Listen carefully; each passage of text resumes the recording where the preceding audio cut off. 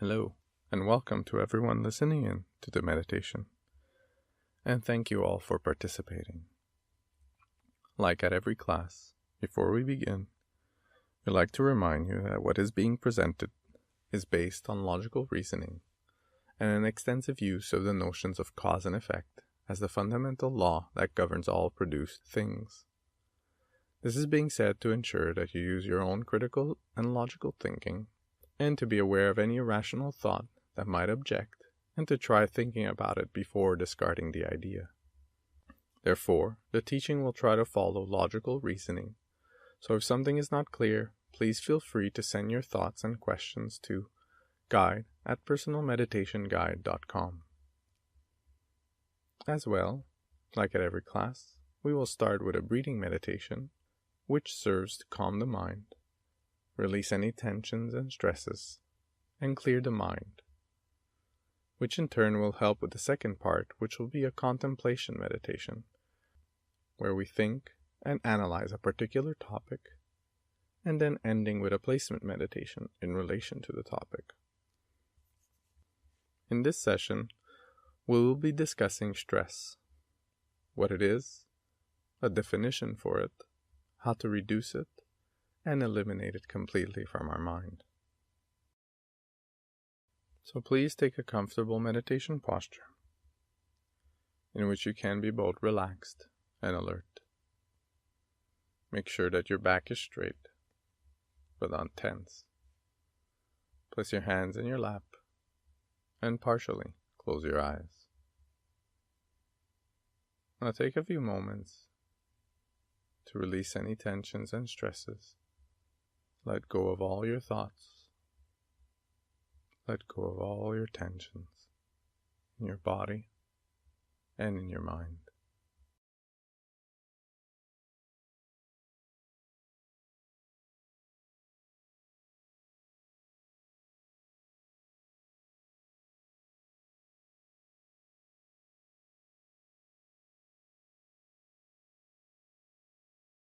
Now, bring your attention gently and peacefully at the tip of your nostrils, at the sensation of coolness as you inhale and warmth as you exhale. Do not try to control your breathing. Just engage the tactile sensation of the breath at the tip of your nostrils.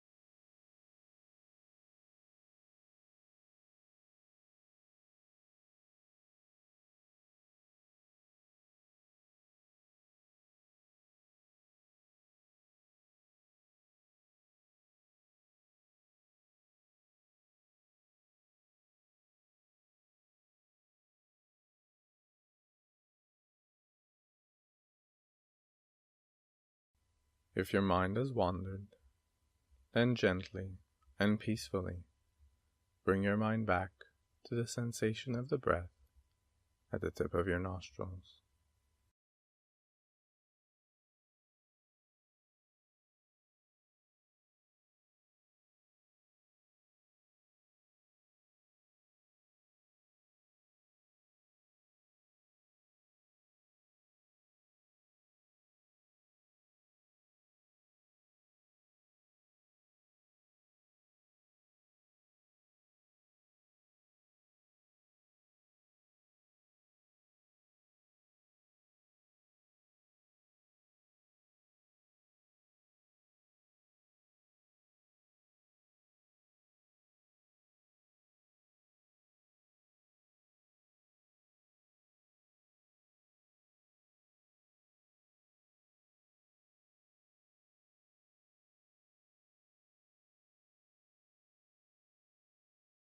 Now, bring your attention inward to the flow of thoughts, feelings, and other mental activity. Just observe how thoughts appear and disappear within your mind. Do not hold on to any one thought or feeling in particular. Just let it disappear.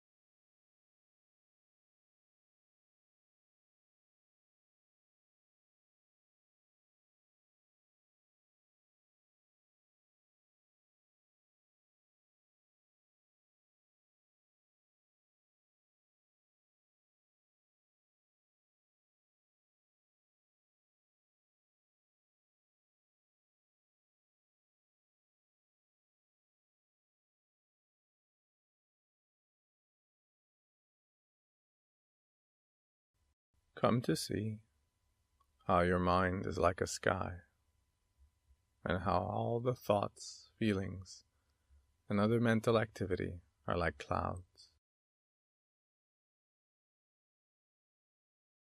Just as clouds form and dissolve within the sky, come to see how your thoughts, feelings, and other mental activity appear and dissolve within your mind.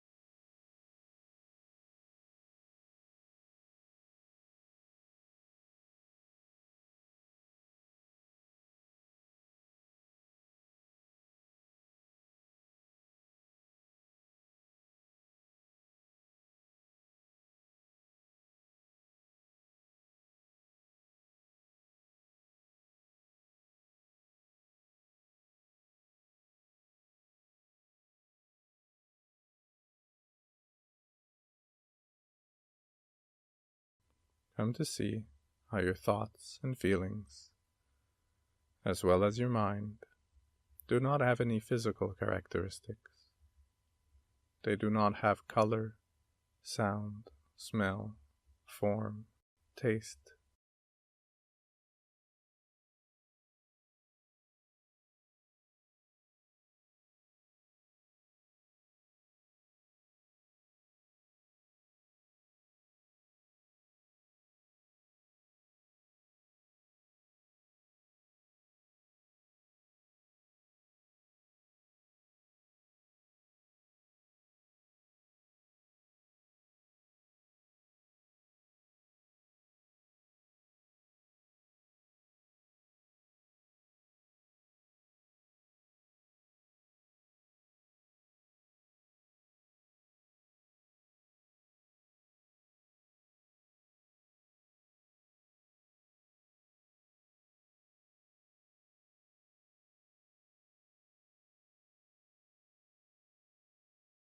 just as when all the clouds dissolve to reveal the clarity of the sky,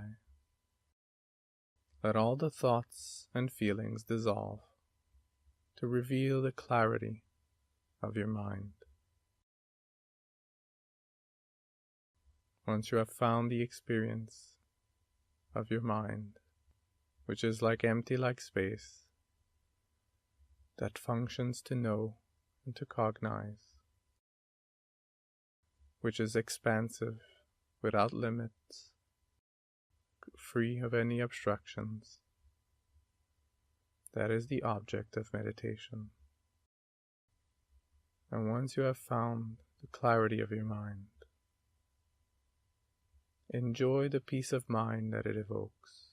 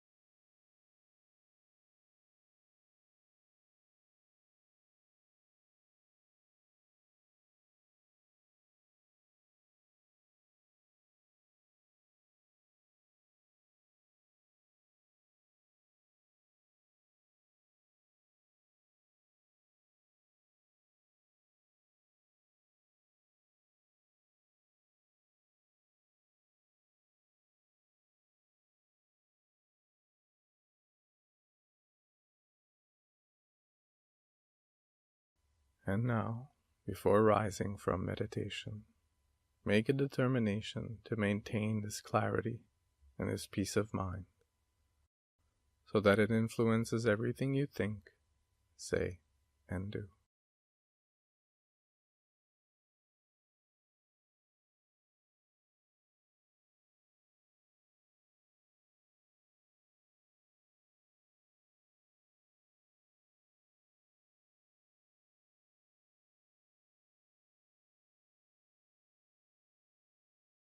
And now you can gently rise from meditation.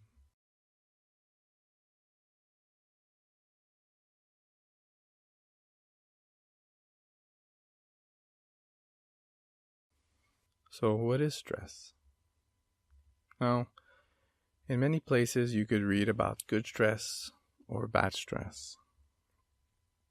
Now, what we will be focusing on, of course, is the bad stress. And good stress, we will just define it as enthusiasm. Because if it's good, that means your mind is at peace with it, and therefore everything's okay. Whereas bad stress, which we will just be calling stress from now on, will be the one that is associated to a negative feeling in your mind. Now, once again, the premise is that happiness and suffering, their causes, can only be found within the mind, is very important here. Because stress is a feeling. Therefore, its cause can once again only be found within the mind. Please refer to Meditation 1 regarding happiness and suffering for further information regarding the causes of suffering. So what we will be looking for are the states of minds that cause stress. Now, to understand stress a bit more, using an analogy like an elastic, the more tension you put on the elastic, which is stress, it will have the tendency to break. So if we contemplate and look at stressful situations in our lives, such as work, maybe our children, our family, our friends, our financial situation, so on and so forth, the causal state of mind is actually a mind that is rejecting reality. So you have a reality that is unfolding a certain way, and you have our desires, our wishes, that doesn't want reality to be a certain way, that wants it another way. Therefore, there's a gap between what is happening and what we want. The larger the gap between reality, meaning what is happening, and what we desire, is that distance that is creating tension and stress. So the larger the gap, the larger the tension, therefore the larger the stress. So in reality, if we look within our mind, we will see that stress is caused by a rejection of what is happening, of rejection of what is unfolding, and therefore causing this unpleasant feeling in our mind, which is creating the feeling that we call stress. And this is a very negative state of mind, which will create a lot of problems for us. As we can read in a lot of journals, stress is a main cause for other diseases, because the stress in our mind will then create physical stresses. But ultimately, the root cause of all of this is the rejection of what is happening. Now, does it make sense to reject what is happening?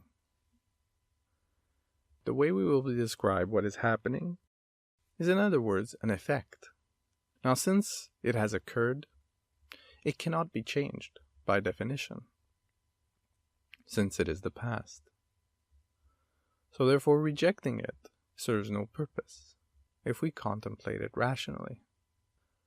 Rejecting something that has already occurred and that cannot be changed only serves the purpose of creating stress and tensions in our mind, and thus creating this negative feeling, or what we call suffering. So the solution actually presents itself quite easily once we understand the right problem. That the cause of stress is always a rejection of what is. If we negate rejection, what are we left with? we're left with acceptance.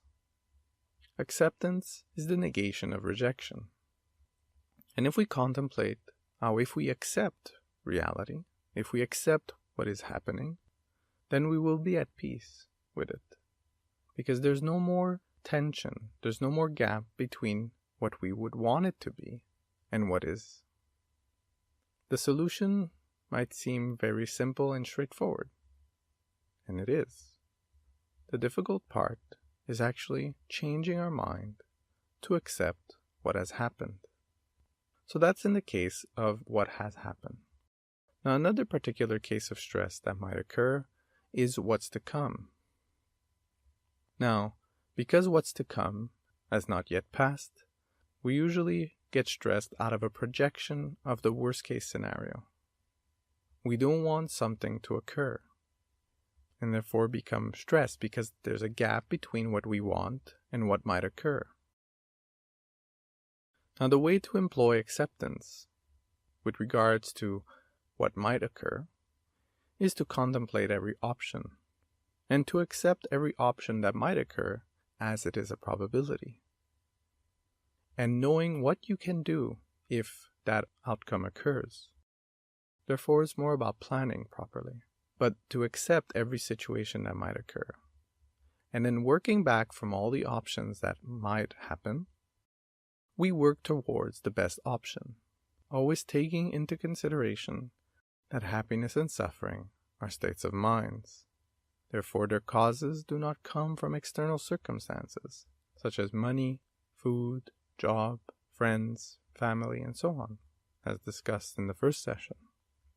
That might change the answer of what efforts you put in which option. But nonetheless, it always becomes a question of acceptance. Now, to make a quick summary with regards to acceptance and how it is the most sensible and rational thing to do. If something cannot be changed, then there's no point rejecting it, since it cannot be changed. So rejection will only lead to suffering, whereas acceptance will lead to peace of mind. Now, in the case where things can be changed, then what is the point of rejecting what is? It will only create problems in your mind, and therefore it might lead to making the wrong decisions in your life. Whereas, if it can be changed, might as well accept and be at peace with the current situation and work towards where we are to a better outcome. What usually happens is that we become impatient. We want the results to happen right away, without taking into consideration cause and effect. That is the biggest problem. We do not accept where we are right now. This is like saying that we are at point A and we're trying to get at point C, but our mind is telling us that we need to be at point B to make it at point C, without taking into consideration that we're not at point B. We would already like it to be so, therefore rejecting that we might not be there yet, and thus making wrong decisions in our life because we're not taking into consideration the current circumstances we are living in. So really all of this discussion with regards to acceptance is about being more realistic and accepting the reality in which you are faced with. Also accepting the realities of future outcomes, but always working towards the best outcome, but accepting any outcome that might occur so that you could properly course correct. A mind that is rejecting what is a mind focused on only looking at the problems. It is automatically delusional, meaning that we are not looking at reality properly. Reality is being warped by our own negativities. Whereas a mind of acceptance is a solution-oriented mind, open to any possibilities, and making the right decisions just in time based on the situations we are faced. So no matter how adverse the situation might be, acceptance is the only way to properly move forward. Because it is a mind that is willing to do what it takes without becoming impatient and without rejecting the necessary efforts to put in place to get the desired outcome. But once again, we must never forget that happiness and suffering are states of mind. So therefore, the efforts that we place in the outcome we want, which is usually happiness, have to follow from that principle. Otherwise, we will just keep creating the causes of suffering. To give you more examples where acceptance is the most beneficial, let's take, for instance, a disease. Let's say we are diagnosed with cancer, with only a couple of weeks to live. What choice would we like to make in our lives? The choice where we reject the fact that we are ill and thus live the next weeks of our lives in misery and suffering, in anger? Or do we choose to accept our current reality and live at peace with the next weeks? Now, this does not mean that we cannot go for medical attention. Of course not. It means that if we are diagnosed with cancer, we look at all the options necessary to see what could be the best outcome. If there is a chance of survival, then we take the proper medications with regards to our current situation, and we accept the outcome, whether it be life or death, and therefore live at peace with the next weeks in our lives, as opposed to utter and complete fear and misery. That is the difference that acceptance will do in your life. Now, we could take the example of the disease and change it for any other circumstance, and the thought process still applies. And we will come to see how acceptance is always the most rational, makes the most sense, and which leads to our peace of mind, thus giving us the ability to feel happiness, even within the most adverse conditions. Now, it might sound very difficult to do, and that is why we must train our minds to practice reacting in an accepting way with regards to what is. Another example that we might use, other than the disease, which might be more prevalent, would be our work condition. So, for example, we are given a deadline, and we understand that the deadline might be impossible or very difficult to accomplish. And because of the difficulty of accomplishing this deadline, it might imply that we will need to take time from our other daily activities to do our work. This is the point that we might reject. We might reject the fact that we'll have to spend more time working instead of doing other activities that we want in our personal lives. Where if you push the deadline example to its extreme, where it's impossible to accomplish what is needed in a desired time, then we could see that we get into even more of a rejection state. We reject the fact that we might have to work more hours, and we reject the fact that we might never be able to make it, and thus our reputation might suffer from it. Whereas an accepting mind might understand the dynamics, and therefore understand that either we choose to not take more time, or maybe it's impossible to take more time to work because we have other family commitments, and understand that maybe even no matter how much time you put into it, it will be impossible to accomplish the goal. And therefore, the solution might be to discuss it with the people involved to either reduce the scope of the work to be done, to either meet the deadline, or to change the deadline, as the scope of the work is impossible to fit in there. And also accepting that you can only do your best, and the outcome, no matter what it is, you will be comfortable with it, regardless of the consequences of not fulfilling that goal completely. Now, the solution is up to you to take, but in every circumstance, an accepting mind is just more ready to look at all possible solutions and to accept whatever outcome might occur. Always, of course, working with the best outcome in mind. These are not mutually exclusive, because we must understand that we all want peace of mind. Therefore, the mind that accepts is the one that will ultimately accomplish that goal.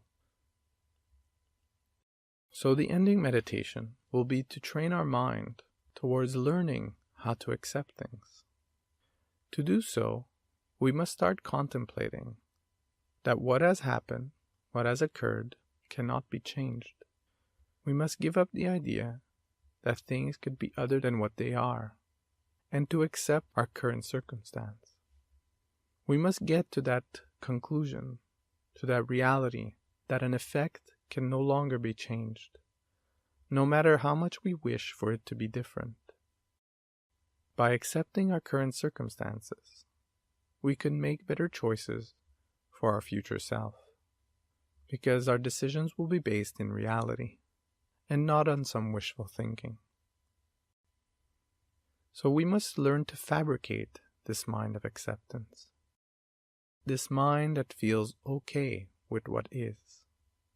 We have to feel it wholeheartedly, without any but or if in our minds with regards to what is. We must try to let go of all our objections, all our desires with regards to what is, and accept the current circumstance. Once again, we must beware to not confuse what's to come.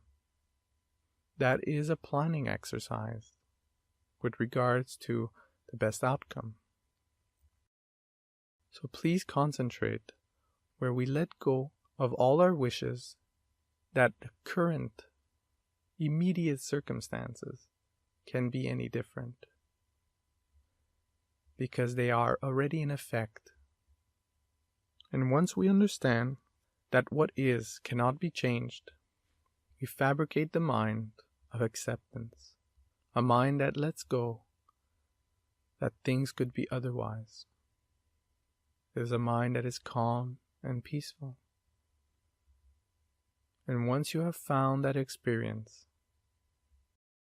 that let go, that things should be otherwise, that is the mind of acceptance. If you want, use a particular experience in your life, maybe something in particular that has happened in the past, or something that is happening right now, the immediate circumstance. Whatever it is, look into your life and try to find a mind that is rejecting it, the mind that wishes that it could be otherwise, and see how that mind only leads to suffering, because it's wishing upon something that cannot be changed. So once you see how that mind does not make sense, let it go, and let go of the wish that things could be otherwise.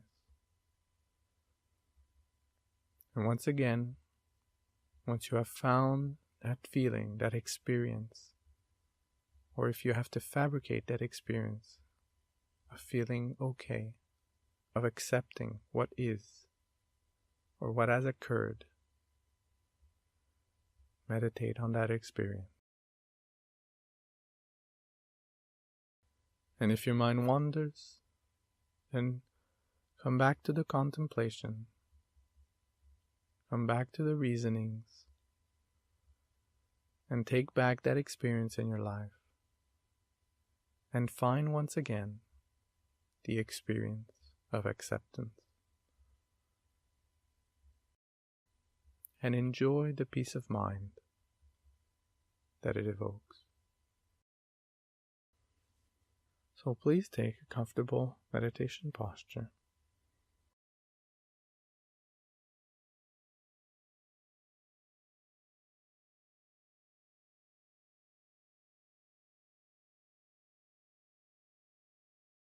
And now contemplate the following. What has occurred and what immediately is cannot be changed.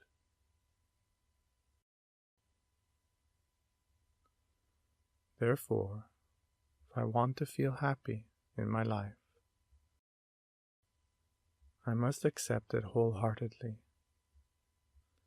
having let go of any wish that things could be otherwise.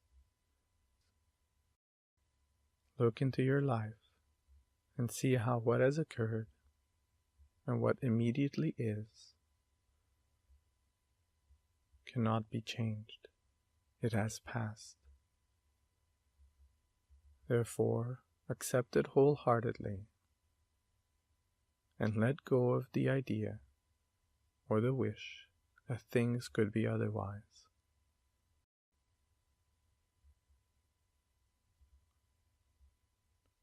And once you have found that accepting mind, the mind that is now free from the wish that things should be otherwise, that is the object of meditation.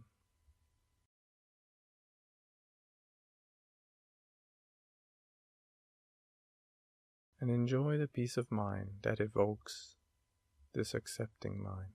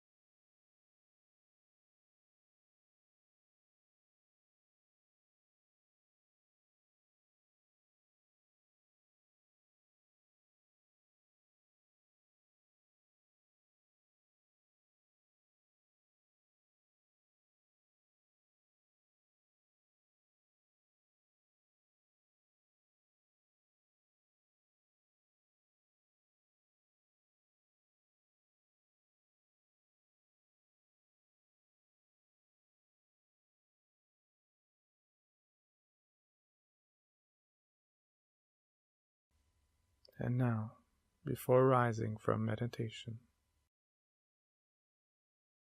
you can imagine your loved ones before you.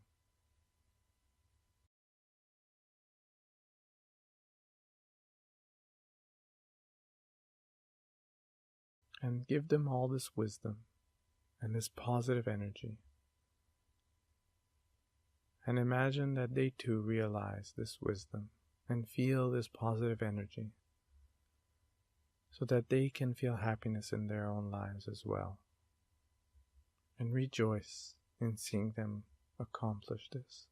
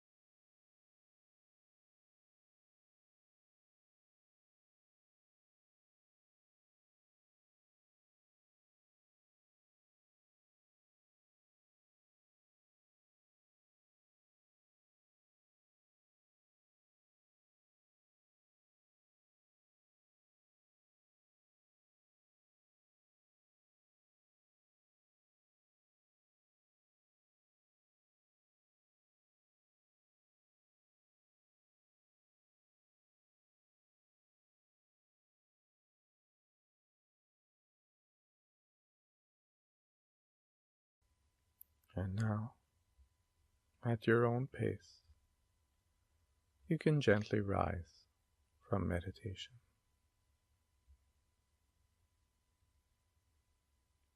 Thank you.